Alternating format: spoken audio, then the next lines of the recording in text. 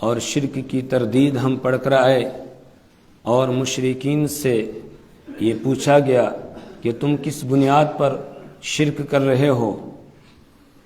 بتاؤ آسمان و زمین سے رزق دینے والا کون ہے، روزی دینے والا کون ہے؟ اسی طریقے سے قوت سماعت، قوت بصارت، دیکھنے کی طاقت دینے والا کون ہے؟ سننے کی طاقت دینے والا کون ہے؟ مردہ سے زندہ کو، زندہ سے مردہ کو پیدا کرنے والا کون؟ پوری کائنات کے نظام کو چلانے والا کون ہے؟ تو ان کا جواب تھا کہ اللہ، فَسَيَقُولُونَ اللَّهُ، تو یہی کہیں گے اللہ یہ کام کر رہا ہے۔ پھر ان سے پوچھا گیا کہ کیا تمہارے شرکا جن کو تم اللہ کے ساتھ شریک ٹھہراتے ہو، انہوں نے کسی مخلوق کو ابتداءً پیدا کیا ہے، یا یہ کہ وہ دوبارہ کسی کو پیدا کرنے کی قدرت رکھتے ہیں؟ جواب یہ تھا کہ کوئی نہیں ہے، اللہ یبدأ الخلق ثم یعید، اللہ ہی مخلوق کو ابتداءً پیدا کرتا ہے اور وہی دوبارہ سب کو زندہ کرے گا، دوبارہ لوٹائے گا، اس کے علاوہ کوئی دوسرا نہیں ہے۔ پھر ان سے پوچھا گیا قل هل من شرکائکم من یہدی للحق، کیا تمہارے شرکا میں سے کوئی ہے جو حق کی طرف رہنمائی کرتا ہو، جو انسانوں کو ان کی روحانی غذا دیتا ہو، روحانی غذا کا انتظام کرتا ہو؟ ایسا ہے تمہارے شریکوں میں سے کوئی؟ تو اس کا جواب بھی یہ تھا کہ کوئی نہیں ہے، صرف اللہ ہے۔ قل اللہ یہدی للحق، آپ کہہ دیجئے اللہ یہدی للحق، اللہ ہی حق کی طرف رہنمائی کرتا ہے، اسی نے انسانوں کی ہدایت کے لیے انبیاء کرام علیہم السلام کو مبعوث فرمایا، اسی نے انسانوں کی ہدایت کے لیے انبیاء کرام علیہم السلام کو کتابیں دیں، وہ اللہ کی طرف سے پیغام لے کر آئے اور انہوں نے انسانوں کی رہنمائی کی اور انہیں بتایا جنت کا راستہ کون سا ہے اور جہنم کی گہری کھائی کی طرف جانے والا راستہ کون سا ہے، اور پھر انسانوں سے یہ کہا کہ یہ کام کرو گے تو جنت کا راستہ مل جائے گا اور یہ کام کرو گے تو جہنم کے راستے پر پڑ جاؤ گے۔ یہ انبیاء کرام علیہم السلام نے جو رہنمائی کی ہے، یہ اللہ نے ان کو مبعوث فرمایا اور اللہ نے انسانوں کی ہدایت کا انتظام کیا ہے۔ اب بتاؤ جن کو تم اللہ کا شریک ٹھہرا رہے ہو، انہوں نے بھی کوئی ایسا انتظام کیا؟ انہوں نے بھی انسانوں کی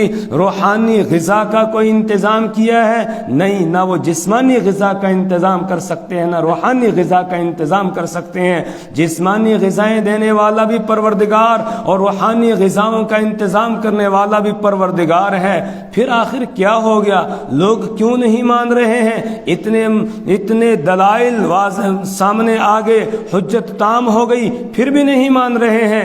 جواب دیا گیا وما يتبع اکثرهم الا ظنا، ان میں سے اکثریت ایسی ہے جو اپنے خیالات کے پیچھے چل رہی ہے، اپنے گمان، خیالات، توہمات، اس کے پیچھے پڑے ہوئے ہیں، یہ حق کی طرف آنا نہیں چاہتے ہیں۔ کیا ہے جی، کیوں شرک کر رہے ہیں؟ کہتے ہیں کہ وہ دیکھو بڑے بڑے لوگ کر رہے ہیں شرک، اس لیے ہم بھی کر رہے ہیں، بڑے بڑے کر رہے ہیں اس لیے ہم بھی کر رہے ہیں۔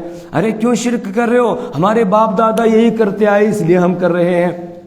ارے کیوں شرک کر رہے ہو؟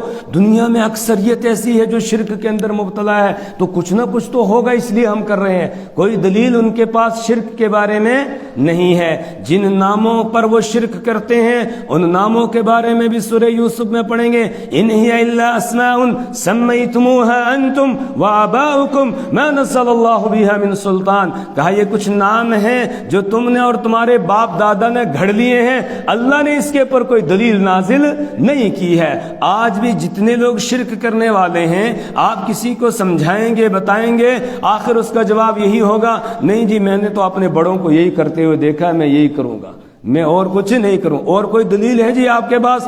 اور کوئی دلیل نہیں ہے۔ قرآن نے 1450 سال پہلے بتا دیا کہ یہ خیالات اور توہمات اور گمان کے پیچھے چلتے ہیں، ان کے پاس کوئی حقیقی علم نہیں ہے۔ وما يتبع اکثرهم الا ظنا وما يتبع اکثرهم، اور نہیں پیروی کرتی ہیں ان میں سے اکثر لوگ الا ظنا، مگر گمان، خیالات۔ ان الظن لا یغنی من الحق شیئا، بے شک خیال، گمان وہ حق کے مقابلے میں کچھ بھی بے نیاز نہیں کرتا ہے، یعنی کوئی خیال سے، گمان سے، اس سے کوئی چیز ثابت ہوتی نہیں ہے۔ قرآن پاک جو بات کرتا ہے وہ تو بالکل ڈھنکے کی چوٹ بیان کرتا ہے اور بالکل صداقت کے ساتھ حق بیان کرتا ہے۔ آج تک قرآن پاک کی ایک بات بھی کوئی غلط ثابت کر سکا ہے؟ 1450 سال گزر گئے ہیں، ابھی تک کوئی انگلی نہیں اٹھا سکا کہ قرآن نے یہ غلط کہا ہو، ایسا نہیں ہے۔ آج لوگ بڑی جو ہے وہ علمی ترقی میں ہیں، علمی ترقی ہے، سائنس کی ترقی، دوسری ترقیاں ہیں، لیکن کوئی آج تک ایک انگلی قرآن پاک پر اٹھا سکا ہے کہ نہیں جی یہ ایک جملہ جو قرآن نے کہا تھا یہ غلط ہے، ایسا ہے نہیں ہے۔ قرآن حق بیان کرتا ہے اور ان کے پاس خالی گمان ہے، خیالات ہیں۔ ان الظن لا یغنی من الحق شیئا، بے شک گمان، خیالات لا یغنی من الحق شیئا، وہ حق میں سے کچھ بھی بے نیاز نہیں کرتے ہیں، یعنی حق میں سے کچھ بھی کام بناتے نہیں ہیں، اس سے کوئی بات ثابت نہیں ہوتی ہے۔ ان اللہ علیم بما یفعلون، بے شک اللہ تبارک و تعالی جانتا ہے بما یفعلون، اس کو جو وہ کر رہے ہیں، لوگ جو اعمال کر رہے ہیں اللہ جانتا ہے۔ کسی کی رات، کسی کا دن، کسی کی صبح، کسی کی شام اس پر مخفی نہیں ہے۔ 24 گھنٹے اور گھنٹے کے ہر منٹ اور ہر منٹ کے ہر سیکنڈ میں پروردگار ہر ایک کو دیکھ رہا ہے، کسی کا کوئی عمل اس سے چھپا ہوا نہیں ہے۔ ان اللہ علیم بما یفعلون وما كان هذا القرآن ان يفترى من دون اللہ۔ اوپر بتایا گیا تھا کہ روحانی غذا کا انتظام کیا معبودان باطلہ نے کیا ہے؟ جواب یہ تھا کہ انہوں نے کوئی نہیں کیا۔ اگر کیا تو دکھاؤ، ہے نہیں۔ پھر اللہ نے انسانوں کے لیے روحانی غذا کا انتظام کیا، بہت سی کتابیں نازل فرمائی، ان کتابوں میں آخری کتاب قرآن پاک ہے جو اللہ نے انسانوں کی ہدایت کے لیے نازل کی ہے، اور اس کے بارے میں بتایا جا رہا ہے کہ یہ قرآن پاک ایسا ہے ہی نہیں کہ اس کو کوئی بندہ بنا سکے، یہ تو کلام اللہ ہے۔ خود قرآن کو پڑھو اور پڑھنے کے بعد تم یہ فیصلہ کرنے پر مجبور ہو جاؤ گے کہ کوئی انسان یہ کلام بنا ہی نہیں سکتا ہے۔ وما كان هذا القرآن، اور ایسا ہو ہی نہیں، وما كان نہیں ہو سکتی ہے یہ بات کہ هذا القرآن یفترا، کہ یہ قرآن گھڑ لیا جائے من دون اللہ، اللہ کے علاوہ۔ وما كان هذا القرآن، اور ایسا ہو ہی نہیں سکتا کہ اس قرآن کو یفترا گھڑ لیا جائے من دون اللہ، اللہ کے علاوہ۔ یہ ایک دعویٰ ہو گیا کہ یہ اللہ کا کلام ہے، یہ کسی انسان کا بنایا ہوا کلام نہیں ہے۔ اب اس پر دلیل آگے ہے، وَلَكِن تَصْدِيقَ الَّذِي بَيْنَ يَدَيْهِ وَتَفْصِيلَ الْكِتَابِ لَا رَيْبَ فِيهِ مِنْ رَبِّ الْعَالَمِينَ۔ یہاں قرآن پاک کے 4 اوصاف بیان کیے گئے جو اس بات کی دلیل ہے کہ یہ قرآن اللہ کا نازل کیا ہوا ہے، کسی انسان کا بنایا ہوا نہیں ہے۔ سب سے پہلے نمبر پر فرمایا وَلَكِن تَصْدِيقَ الَّذِي بَيْنَ يَدَيْهِ، لیکن یہ قرآن پاک تصدیق کرنے والا ہے اپنے سے پہلے کی کتابوں کی۔ جو کتابیں پہلے اللہ نے نازل کی ہیں، توریت، انجیل، زبور، اس کی یہ تصدیق کرنے والا ہے۔ یعنی جو مضامین ان کتابوں میں بیان کیے گئے تھے، قرآن پاک بھی ان مضامین کا محافظ ہے، ان مضامین کو قرآن پاک بیان کر رہا ہے۔ یہ قرآن کے کلام اللہ ہونے کی سب سے پہلی دلیل ہے کہ انسان اس طرح کا کلام نہیں بنا سکتا ہے کہ جو یہ بتائے کہ فلاں فلاں کتاب کے اندر یہ بتایا گیا ہے، نہیں۔ اور جبکہ ان کتابوں کے ماننے والوں نے اپنی طرف سے ان میں تحریف کر دی تھی، اپنی طرف سے ملاوٹ کر دی ہے، حق اور باطل دونوں کو ملا دیا ہے۔ یکتبون بایدیہم، وہ اپنے ہاتھوں سے لکھتے تھے اور پھر کہتے تھے ویقولون من عند اللہ، یہ اللہ کی طرف سے ہے، یہ ان کا دعویٰ ہوتا تھا، اپنے ہاتھوں سے لکھتے تھے۔ قرآن پاک نے بتا دیا انہوں نے کیا کیا تحریف کی ہے ان کتابوں میں، اور حق کیا ہے، صداقت کیا ہے، سچائی کیا ہے۔ تو کوئی انسان اس طرح کا کلام نہیں بنا سکتا ہے جو رب العالمین کی پہلی نازل کی ہوئی کتابوں کی تصدیق کر دے، ایسا کلام کوئی انسان بنا ہی نہیں سکتا ہے۔ اور جبکہ جو پیش کرنے والا ہے وہ نبی امی ہے، جس نے کسی کے پاس پڑھنا لکھنا سیکھا ہی نہیں ہے, نبی امی ہے جس کو اللہ نے یہ حروف کی پہچان نہیں دی ہے, بغیر حروف کی پہچان کے ہی وہ بتا رہا ہے, سنا رہا ہے. حروف کی پہچان نہیں ہے. جب حدیبیہ کے مقام پر صلح نامہ لکھا جا رہا تھا تو جس وقت حضرت علی رضی اللہ تعالیٰ عنہ نے صلح نامے میں لکھا کہ یہ من ان محمد رسول اللہ صلی اللہ علیہ وسلم یہ لکھا, اس سے پہلے بسم اللہ الرحمن الرحیم آپ نے کہا یہ لکھو. حضرت علی رضی اللہ تعالیٰ نے جلدی سے لکھ دیا تو سہیل ابن عمر, بعد میں اللہ نے ان کو ایمان دے دیا, یہ رضی اللہ تعالیٰ عنہ بن گئے, لیکن اس وقت ابھی ایمان قبول نہیں کیا ہے, دشمن بنے ہوئے ہیں. تو انہوں نے کہا کہ نہیں, بسم اللہ الرحمن الرحیم پر ہمیں اعتراض ہے, اس لیے کہ ہم رحمان رحیم کو نہیں مانتے ہیں. پرانا زمانہ جو لکھا جاتا تھا وہی لکھو, بسمک اللہم, بس یہ لکھو, اور کچھ لکھنا نہیں ہے. رسول پاک صلی اللہ علیہ وسلم نے آگے فرمایا کہ لکھو من محمد رسول اللہ صلی اللہ علیہ وسلم. تو اس نے کہا رسول اللہ اگر ہم آپ کو مانتے ہوتے تو پھر ہم جھگڑا ہی نہیں کرتے آپ کے ساتھ, پھر آپ کو کیوں روکتے کعبہ بیت اللہ جانے سے. ہم تو اس لیے روک رہے ہیں کہ ہم آپ کو رسول اللہ نہیں مانتے ہیں. یہاں لکھیے محمد بن عبداللہ, یہ لکھیے اپنے باپ کے نام کے ساتھ لکھیے. آپ نے فرمایا انا عبداللہ, انا محمد بن عبداللہ و رسولہ, کہا میں محمد بن عبداللہ بھی ہوں اور رسول اللہ بھی ہوں, یہ دونوں آپ نے کہا. پھر حضرت علی رضی اللہ تعالیٰ عنہ سے آپ نے فرمایا جیسے یہ کہہ رہے ہیں ویسے لکھو.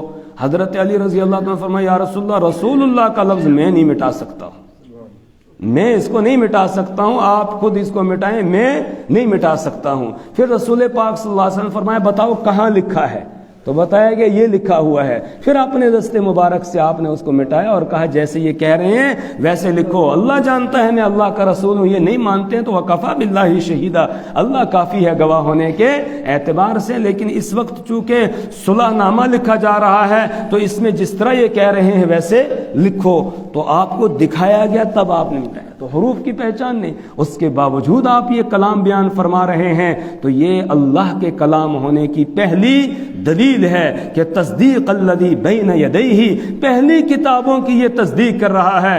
دوسری دلیل وتفصیل الکتاب, اور اس میں کتاب کی تفصیل ہے, یعنی لوح محفوظ میں اللہ تعالیٰ نے جو لکھا ہوا ہے اس کی تفصیل قرآن پاک بیان کر رہا ہے. اسی طرح جو احکامات ہیں ان احکامات کی یہ تفصیل بیان کرتا ہے, یہ بھی قرآن پاک کے کلام اللہ ہونے کی دلیل ہے. کیوں؟ اس لیے کہ کوئی انسان ان احکامات کی تفصیل بھی بیان نہیں کر سکتا ہے, اور اسی طریقے سے لوح محفوظ میں کیا لکھا ہوا ہے کوئی انسان یہ بتا نہیں سکتا ہے, یہ اللہ کا کلام ہے. اور پھر آگے بتایا لا ریب فیہ, یہ چوتھی دلیل بیان کی گئی قرآن کے کلام اللہ ہونے کی کہ اس میں کوئی شک نہیں ہے.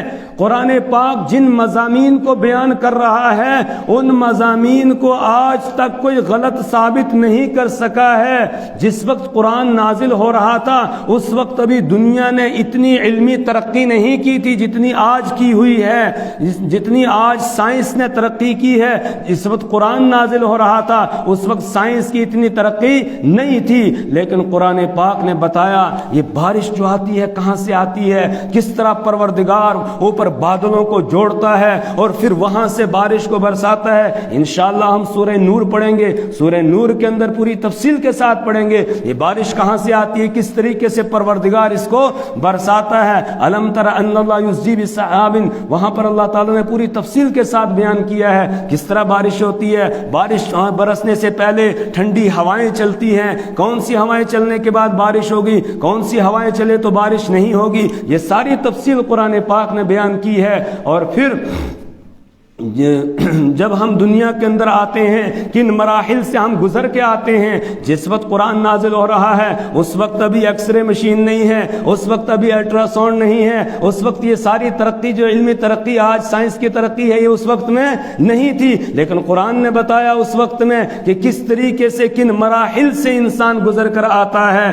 سورۃ المؤمنون جو ہے اس میں 18ویں پارے میں پہلے ہی رکوع کے اندر اللہ تعالیٰ نے ان تمام مراحل مراحل کو بیان فرمایا ہے، جن مراحل سے انسان گزر کر دنیا کے اندر آتا ہے، پوری تفصیل کے ساتھ قرآن پاک نے وہاں بیان کیا ہے کہ سب سے پہلے اللہ تبارک و تعالیٰ مٹی سے انسان کو بناتے ہیں، وَلَقَدْ خَلَقْنَا الْإِنسَانَ مِنْ صُلَالَةٍ مِّن طِينٍ، کہ ہم نے انسان کو پیدا کیا ہے مٹی کے خلاصے سے۔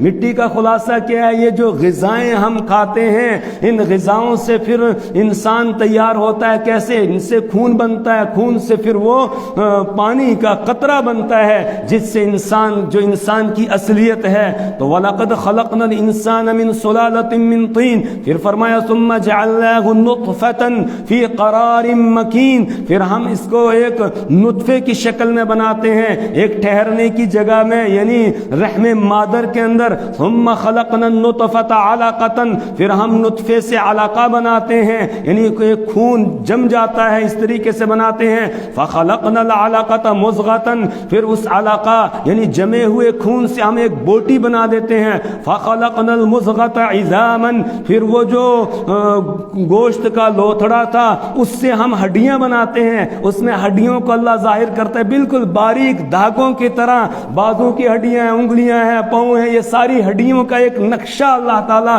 اس بوٹی میں بنا دیتا ہے۔ پھر فَكَسَوْنَا الْعِظَامَ لَحْمًا، پھر ہم ان ہڈیوں کے اوپر گوشت چڑھا دیتے ہیں۔ ثُمَّ أَنشَأْنَاهُ خَلْقًا آخَرَ، پھر ہم ایک کامل اور مکمل انسان بنا کر اس کو دنیا کے اندر لے آتے ہیں۔ فَتَبَارَكَ اللَّهُ أَحْسَنُ الْخَالِقِينَ، تو اللہ برکت و بلندیوں والا ہے، جو پیدا کرنے والوں میں سب سے بہترین پیدا کرنے والا ہے۔ پھر کہا تم دنیا کے اندر رہو گے؟ نہیں۔ ثم انکم بعد ذلک لمیتون، پھر تم سب کے سب مر جاؤ گے، تم پہ موت آ جائے گی، بغیر موت کے کوئی رہے گا نہیں۔ ثم انکم یوم القیامت تبعثون، پھر مر گئے، قصہ ختم، کہانی ختم کا نہ۔ ثم انکم یوم القیامت تبعثون، پھر تم کو قیامت کے دن دوبارہ اٹھایا جائے گا۔ تو یہ حقائق جو قرآن پاک بیان کر رہا ہے، آج سائنس ترقی کر کے بتا رہی ہے یہ ہو رہا ہے، یہ ہو رہا ہے، قرآن نے 1450 سال پہلے یہ بیان کیے ہیں۔ کوئی انگلی اٹھا سکا کہ جو قرآن نے بیان کیے اس کے خلاف ہے؟ کوئی بتا سکا؟ کوئی سائنسداں کہہ سکا؟ کوئی دعویٰ کر سکا؟ نہیں دعویٰ کر سکا ہے۔ لا ریب فی، کہ اس میں کوئی شک نہیں ہے، شک کی گنجائش ہی نہیں ہے، اس کتاب کے اندر شک کی گنجائش ہی نہیں ہے۔ من رب العالمین، اب چوتھی دلیل یہ بیان کی کہ یہ رب العالمین کا کلام ہے، جس میں یہ اوصاف پائے جا رہے ہوں، وہ اللہ کا کلام ہوگا، وہ کسی انسان کا بنایا وہ کلام ہو ہی نہیں سکتا ہے، رب العالمین کا کلام ہے۔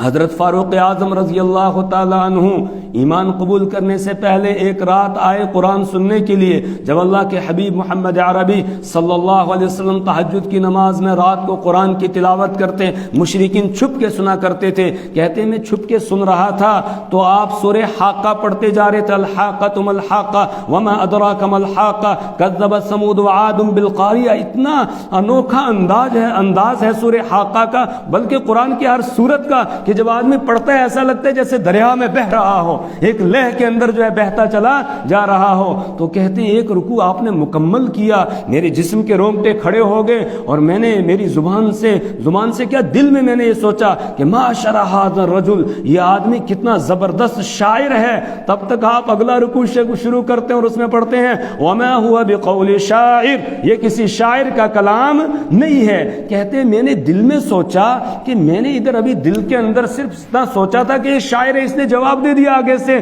تو یہ کوئی کاہن ہے جس کو غیب کی بات کا پتہ چل جاتا ہے۔ تب تک آپ اگلی آیت پڑھتے وما هو بقول کاہن، یہ کسی کاہن کا کلام نہیں ہے، تنزیل من رب العالمین، یہ رب العالمین کا نازل کیا ہوا کلام ہے۔ تو قرآن پاک خود دلیل ہے اس بات کی کہ میں اللہ کا کلام ہوں، اور کہیں سے باہر سے دلیل لانے کی ہمیں ضرورت ہی نہیں ہے۔ ہاں اس وقت کچھ لوگ کہہ رہے تھے نہیں انہوں نے خود گھڑ لیا، جیسے کل حضرت نے بتایا کہ لوگ کہتے تھے ان کو کوئی آدمی ہے اجمی، وہ سکھا دیتا ہے، پھر اجمی زبان کو یا عربی زبان میں منتقل کر کے لوگوں کے سامنے پیش کرتے ہیں۔ ان سے کہا گیا تم بھی عربی داں ہو، تم بھی سارے کے سارے ان کے خاندانی ہو اور تم میں بھی بڑے بڑے فصیح اور بلیغ اور شاعر شعراء ہیں، بلکہ عربوں کی فصاحت تو بالکل مشہور تھی، ان کی چھوٹی چھوٹی بچیاں برجستہ سینکڑوں اشعار کہہ دیتی تھی، سینکڑوں اشعار برجستہ بغیر سوچے ہوئے اشعار کہنا شروع کرتی تھی اور اشعار کہہ جاتی تھی۔ تو کہا تم میں بھی بڑے فصیح اور بلیغ قسم کے لوگ ہیں، پھر آ جاؤ میدان میں اور آؤ اور آ کر تم بھی بنا کر لے آؤ۔ ام یقولون افطرا، کیا وہ یہ کہتے ہیں افطراہ، اس نے اس کو گھڑ لیا ہے۔ کس نے کس کو؟ یعنی محمد عربی صلی اللہ علیہ وسلم نے قرآن کو گھڑ لیا ہے۔ قل فأتوا بسورۃ مثلہ، آپ کہہ دیجئے فأتوا، تو تم لے آؤ، بسورۃ مثلہ، اس جیسی ایک صورت۔ بسورتن میں جو تنوین ہے یہ تقلیل کے لیے نہیں، چھوٹی سی صورت لے آؤ، بسورت مثلی، اس جیسی ایک چھوٹی سی صورت لے آ کر آ جاؤ۔ وَادْعُوا مَنِ اسْتَطَعْتُم مِّن دُونِ اللَّهِ، وَادْعُوا، اور تم بلا لو، من استطعتم، جن کو تم بلا سکتے ہو، جن کو بلانے کی طاقت رکھتے ہو، ان سب کو بلا لو، اکٹھے ہو جاؤ اور جمع ہو کر پھر قرآن کی ایک صورت بنا کر لے آؤ۔ انسانوں کو بھی بلا لو، جنات کو بھی بلا لو، اسی طریقے سے انسانوں میں سے عربیوں کو بھی بلا لو، جو عجمی ہیں عجمیوں کو بھی بلا لو، سب کو بلا لو، مشرق سے مغرب، شمال سے جنوب تک جتنے ہیں سب مل جائیں، اکٹھے ہو جائیں اور پھر قرآن پاک کی ایک صورت بنا کر لے آئیں۔ وَادْعُوا، تو تم بلا لو، من استطعتم، جن کو تم بلا سکتے ہو، من دون اللہ، اللہ کے علاوہ، ان کنتم صادقین، اگر تم سچے ہو تو لاؤ، لیکن لا سکے نہیں لا سکے کا اعلان کر دیجئے، ان اجتمعت الانس والجن علی ان یاتوا بمثل هذا القرآن لا یاتون بمثلہ، اگر سارے انسان جنات سب کے سب اکٹھے ہو جائیں، بعض کے مددگار ہو جائیں، اس قرآن جیسا لے آئیں، نہیں لا سکتے ہیں، ایک صورت بھی نہیں لا سکتے، بلکہ پھر کہا گیا فلیاتوا بحدیث مثلہ، اس کی ایک آیت ہی بنا کر لے آؤ، ایک آیت بھی نہیں لا سکے، اور قرآن نے اعلان کر دیا فإن لم تفعلوا ولن تفعلوا، اگر یہ ایسا نہیں کر سکے اور ہرگز یہ ایسا کر ہی نہیں سکتے ہیں۔ آج 1450 سال گزر گئے، کوئی لا سکا قرآن جیسا؟ نہیں لا سکا ہے، اور رہتی دنیا تک کوئی اس جیسا لا ہی نہیں سکتا ہے۔ کیوں؟ اس لیے کہ یہ کلام الہی ہے، اس کا مقابلہ کوئی دوسرا کر ہی نہیں سکتا ہے۔ ترجمہ دیکھ لیجئے، کل اس کا اچھی طرح ترجمہ نہیں، حضرت نے جو ہے وہ سورہ یونس کا خلاصہ جیسا بیان کیا، اس لیے میں نے سوچا دوبارہ ان آیات کو ایک مرتبہ پڑھ لیتے ہیں۔